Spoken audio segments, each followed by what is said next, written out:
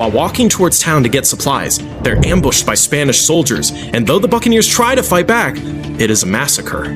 Only Francois manages to survive by smearing himself with the blood of his friends and hiding amongst their dead bodies.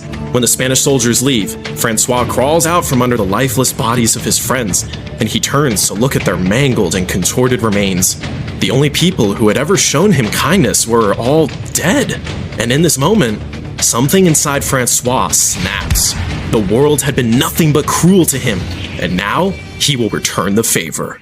With the help of some escaped slaves, Francois rows a tiny rowboat back to Tortuga, a Buccaneer sanctuary island. There, he is given a new ship and quickly recruits a new crew to enact his revenge against the Spanish. Instead of robbing ships, Francois targets and begins terrorizing Spanish towns and settlements throughout the Caribbean. Consumed with hatred, he brutally tortures and kills everyone he finds before taking their riches. This catches the attention of the Spanish administrators in the area, and the governor of Cuba sends a ship of 90 soldiers to Tortuga to capture Francois.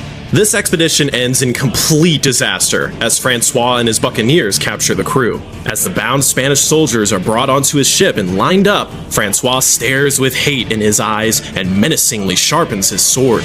One by one, he personally beheads 89 of the 90 soldiers and gives the lone spared survivor a message for the governor of Cuba. I shall never henceforward give quarter to any Spaniard whatsoever, and I have great hopes I shall execute on your own person the very same punishment I have done upon them you sent against me. Francois continued to terrorize Spanish ships and settlements and quickly became infamous for the horrific forms of torture he would inflict on anyone his men captured. He would cut pieces of flesh off of his victims, burn them alive, and perhaps his piece de resistance. He would tie a thick rope around his victims' necks and tighten it until their eyes popped out.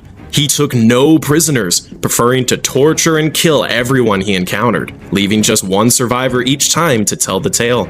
In 1666, Francois joined forces with another infamous buccaneer named Michel Le Basque, and together they raided the city of Maracaibo. When they discovered that most of the townspeople had hidden their gold and fled before they got there, he sent his men out to track them down and torture them until they handed over all the wealth in the city.